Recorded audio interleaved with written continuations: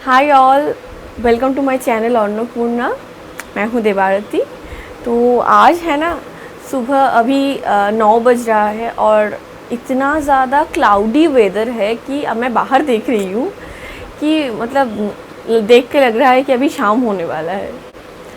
मैं क्या करती हूँ नॉर्मली कि पिनाक जब नींद से उठता है तब मैं उसको लेकर दोनों ही जो बालकनी है मेरी वहाँ पे उसको थोड़ा सा घुमा लेती हूँ। उसको थोड़ा सा पेड़ पौधे पंछी दिखा दिया तो उसका day happy happy day start होता है। पर आज क्या हुआ कि आज मॉर्निंग में उसको पहले ही उठकर उसको चाहिए था उसके पापा का डेस्कटॉप, और डेस्कटॉप में बैठकर वो काम करेगा। तो ये डेस्कटॉप जो है वो तो ऑफिस का है, सो हम लोग उसको अलाउ नहीं किए। तो वो बहुत ज़्यादा क्रैंकी हो गया। नॉर्मली बच्चों का क्या है कि उन लोगों को अगर वो जो चाहते हैं वो नहीं करने दोगे, मतलब ज़्यादा ही नहीं करने दोगे, तो वो लोग क्रैंकी हो जाते हैं। तो अभी सुबह से वो क्रैंकी हो गया, अभी तक चल रहा है। मतलब आज वो 7 बजे उठा था, तब से लेकर 2 घंटे हो गए। वो बहुत ज़्यादा क्रैंकी है, चिड़चिड़ा सा है, उसको बाहर भी नहीं देखना है, कहीं पर भी नहीं देखना है। तो आज एक टफ़ डे है, फिर भी मैंने सोचा कि चलो व्लॉग्स बनाते हैं। इससे वो भी थोड़ा सा, मतलब मैं जब व्लॉग्स बनाती हूँ ना, वो नीचे मेरी ट्राइपॉड के नीचे घूमता रहता है, कभी कभार खींच भी देता है पर उसको भी थोड़ा सा मज़ा मिलता है। दैट्स वाई मैंने सोचा चलो व्लॉग बना लेते हैं। तो आज सुबह से यू आर सो क्रैंकी, अभी भी है, अभी वो पापा के साथ है। मैं ब्रेकफास्ट बनाऊंगी फिर वो मेरे पास आएगा। तो चलो देखते हैं कि क्या होता है, पूरा दिन उसको कैसे रखना है। तो मैं सोच रही हूँ कि आज उसको कुछ हलवा टाइप का दे दूँ, सूजी के हलवा या फिर उपमा टाइप कुछ मॉर्निंग में। और हम लोग आज बेसन चीला खाने वाले हैं।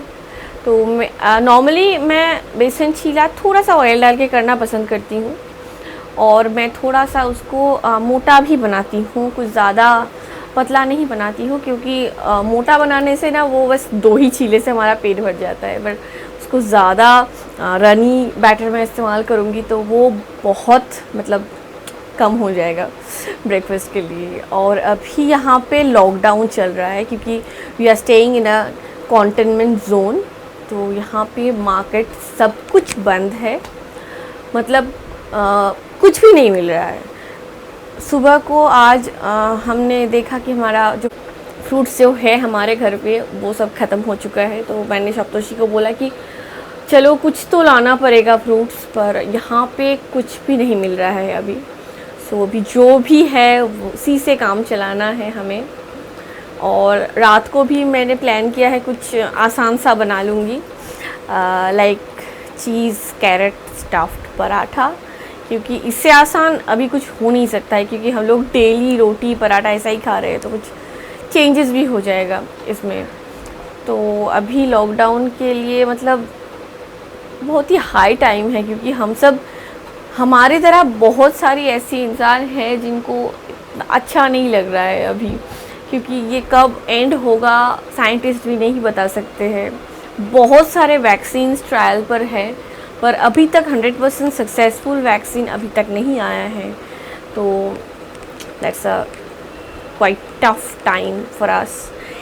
तो मैं बताना चाहूँगी कि दिस टाइम हमें ना पॉजिटिविटी अपने अंदर रखनी है, क्योंकि अगर हम खुद मतलब नेगेटिविटी लाना शुरू कर देंगे तो हमें पता नहीं है ये जर्नी कितना लंबा होने वाला है या फिर कितना छोटा होने वाला है। तो हम आखिर में हमारे ऊपर कंट्रोल खो देंगे। अभी सुनने को आ रहा है बहुत सारे लोग बहुत ज़्यादा डिप्रेस्ड है।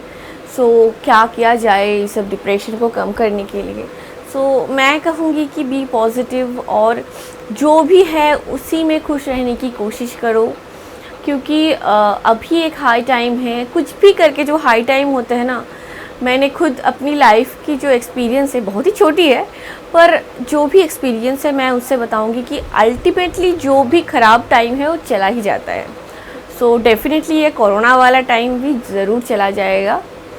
होप फॉर द बेस्ट, और welcome to my channel again. Let's see क्या बनता है आज। तो सबसे पहले मैं 1 कप बेसन में पानी मिलाकर उसके अंदर chopped green chillies, chopped onions add की है और थोड़ा सा सॉल्ट भी ऐड की है और अच्छी तरीके से विस्क से इसको मैं मिक्स करूँगी। अब फ्राई पैन को मैं रेडी किया है, उसके अंदर मैं half teaspoon canola oil add किया है और फिर इसको अच्छी तरीके से लगा लिया है, पूरी पैन में फैला लिया है मैंने। आप ऑयल के बिना भी बेसन चीला बना सकते हो। बस जब आप चीला को ऐसे उठाओगे पैन से तब थोड़ा सा ऑयल ऐड करके उठा लेना, पर मैं बेसन चीला स्पेशली ऑयल में खाना ही पसंद करती हूँ।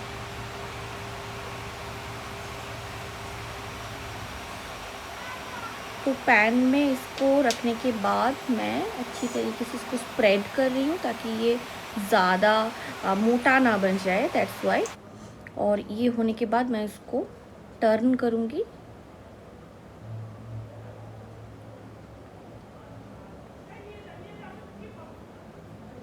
सो मॉर्निंग ब्रेकफास्ट में हम बेसन चीला योगर्ट के साथ खाए हैं।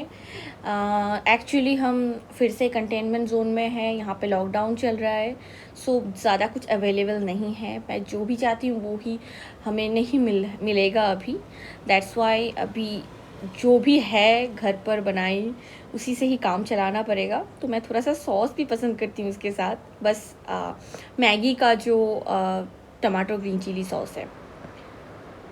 और ये हमारी हॉल में एक बेड थी पहले। एक्चुअली ये वीडियो पहले आना चाहिए था, पर कुछ प्रॉब्लम की वजह से मैं ये पहले पोस्ट नहीं कर पाई थी।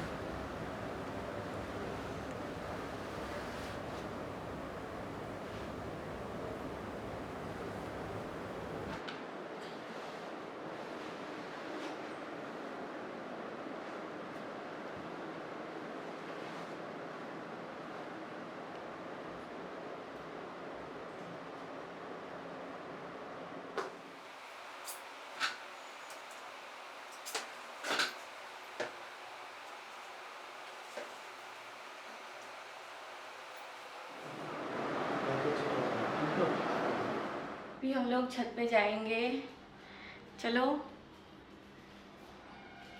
रेडी। अभी मैं बनाऊंगी कैरेट चीज़ स्टफ्ड पराठा, इसलिए मैं डो प्रिपेयर कर रही हूँ।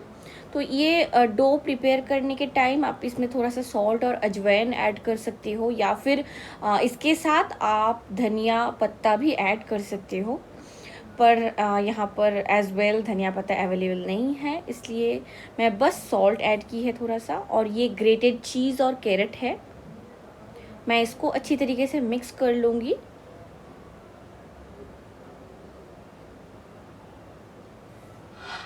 और बड़े ही सावधानी से मैं ये बनाऊंगी और इसके अंदर चीज़ के साथ मैं कैरेट स्टफ़ करूंगी। फिर इसको बहुत ही सावधानी से मैं इसको बनाऊंगी, क्योंकि ये बहुत मतलब नाजुक होती है, क्योंकि ये जो डो प्रिपेयर्ड होता है ना, इसको थोड़ा सा भी गलती हुआ तो ये बाहर आ जाएगा, इसीलिए बहुत ही स्लोली ध्यान से इसको मुझे प्रिपेयर करना है। सो जो भी आप करो वेरी सॉफ्टली करो। और मैं बना रही हूँ पराठा, पर मैं इसको ऑयल के साथ नहीं बनाऊंगी, पहले मैं इसको बस आटे के साथ इसका जो लेची है वो मैं बनाऊंगी, फिर ऑयल में इसको फ्राई करूंगी।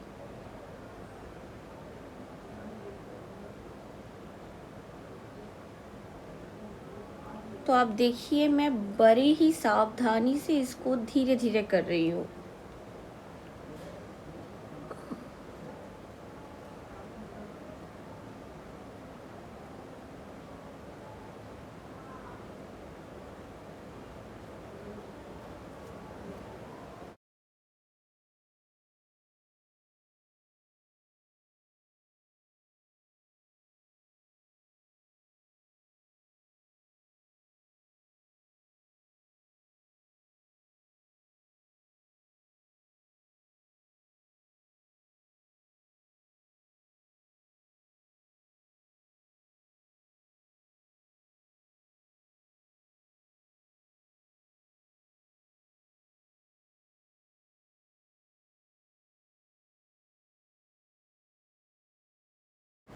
सो पराठा बनाते समय आप पराठे को ज़्यादा टच मत करो, इससे क्या होगा, ये अंदर से फट सकता है।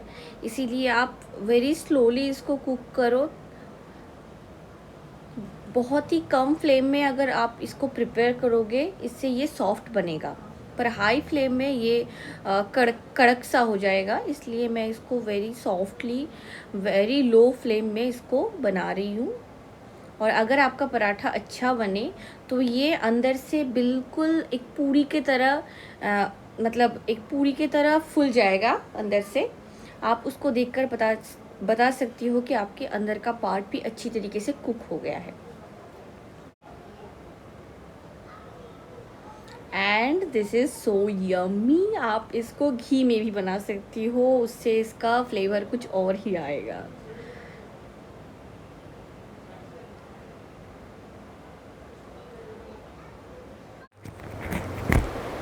सो टुडे मैंने ये स्टफ्ड पराठा बनाई है, तो मैंने सोचा कि बस चीज़ से ही क्यों बनाएं हम, अगर इसमें थोड़ा सा वेजीज डाल देंगे तो ये और भी न्यूट्रिशियस हो गया। तो मैंने ग्रेटेड कैरेट्स जो है मैं उसको ऐड कर दिया। एक्चुअली में क्या है कि हम जो इंडियन मॉम्स है वो टिपिकल मतलब टिपिकल मदर इंडिया है, because they are thinking about adding nutritious stuffs to every food. तो मैं भी काइंड ऑफ वैसी ही हूँ। तो मैं चाहती हूँ कि हर खाने में थोड़ा थोड़ा करके अगर वेजीज या फिर फ्रूट्स में डाल दूँगी तो इससे हर किसी का ना हैबिट हो जाएगा वो सारे चीज़ एक साथ खाने का। सो ये मेरी आज का डे थी। और यहाँ पे जो बेड थी हमारे लिविंग रूम में, तो एक्चुअली हम उसको एज अ सोफ़ा इस्तेमाल करते थे, पर देर इज़ तो अभी पीना क्या करता है, वो बेड को ऐसे पकड़ के खड़ा होता है और बेड को ऐसे धक्का लगाने की कोशिश करता है, और कभी कभार बेड के नीचे चला जाता है। और मैं तो उसका जो ये जो रूम है मूव करने की ये स्पेस जो है वो कम हो जाएगा, इसीलिए हमने उसको निकाल दिया और मेरी माँ की फ्लैट में रख दी है। तो अभी वो थोड़ा बड़ा हो जाए फिर हम उसको फिर से वापस लाएंगे। अभी मैं अपनी हेयर केयर रूटीन के बारे में थोड़ा सा बताना चाहूँगी, क्योंकि मेरी ना पहले बहुत ज़्यादा हेयर फॉल होती थी, मतलब बहुत ज़्यादा। फिर प्रेगनेंसी के टाइम में न्यूट्रिशन बहुत अच्छी थी, मतलब डाइट भी बहुत अच्छा फॉलो करती थी मैं, तो तब हेयर फॉल ज़्यादा नहीं हुआ था। पर पोस्टपार्टम में क्या होता है कि बहुत सारी औरतों का एक कंप्लेन होता है कि उनका पूरा का पूरा हेयर मतलब कंप्लीटली फॉल ऑफ करने लगता है। तो that was a very big problem, पर मुझे ऐसा कुछ फेस करना नहीं पड़ा। मेरी हेयर फॉल स्टार्ट हुई थी थोड़ा थोड़ा करके, पर बहुत ज़्यादा हेयर फॉल कभी नहीं हुई। और पहले जो मेरी थिकनेस थी हेयर की वो अभी बहुत ज़्यादा है। आपने मेरी पहली वाली वीडियोस पे भी देखा होगा शायद, मेरी हेयर बहुत ज़्यादा ग्लॉसी है और बहुत अच्छी है। तो मेरी हेयर केयर रूटीन में मैं बताऊंगी कि मैं 15 दिन में एक बार हेयर में घर पर बनाई हुई योगर्ट, फ्रेश योगर्ट मैं देती हूँ, लगा के एक डेढ़ घंटा छोड़ देती हूँ, फिर शैम्पू कर लेती हूँ। हफ्ते में बस एक बार ही शैम्पू करती हूँ, क्योंकि अभी तो कोरोना की वजह से मैं घर पर ही हूँ, तो हफ्ते में बस एक दिन ही मैं शैम्पू कर लेती हूँ।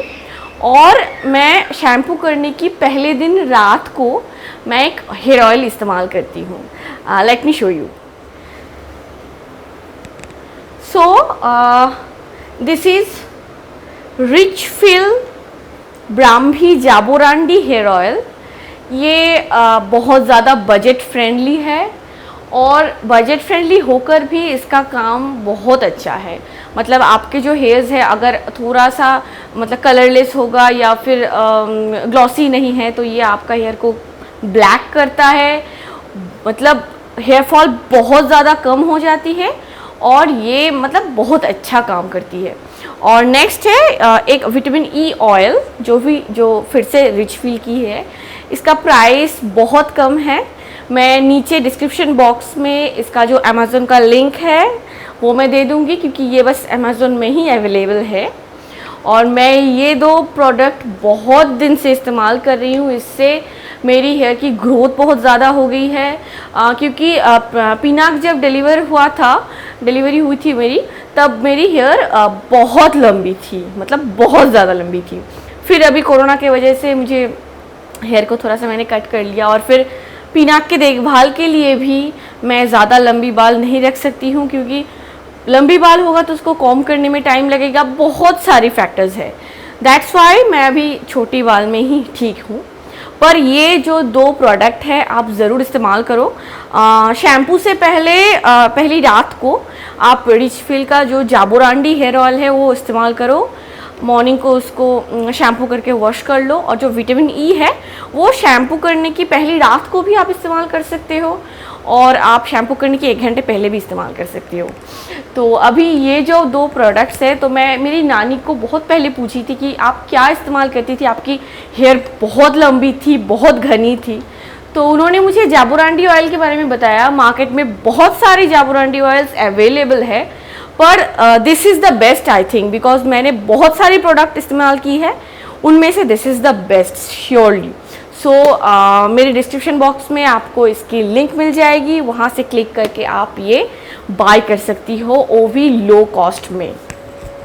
सो this is my hair care routine, और मैं अपनी बालों की ख्याल रखने के लिए कुछ भी नहीं करती हूँ, क्योंकि मुझे ज़्यादा टाइम नहीं मिलती है।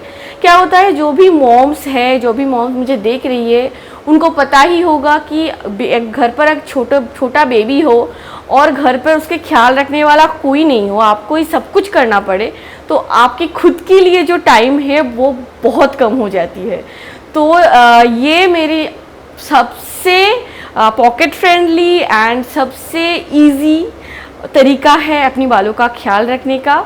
सो आप ये ज़रूर इस्तेमाल करके देखो, और मुझे कमेंट सेक्शन में ज़रूर बताओ कि आपको ये इस्तेमाल करने के बाद कैसा फील हो रही है। तो मैं एक और बात बताना चाहूँगी कि यहाँ पर मेरी एक और सब्सक्राइबर है, सुधा बैनर्जी आंटी। मैं उनको पर्सनली नहीं जानती हूँ, पर उन्होंने कमेंट्स में मेरे बारे में बहुत सारी अच्छी अच्छी चीज़ें लिखी है, मैंने देखी है।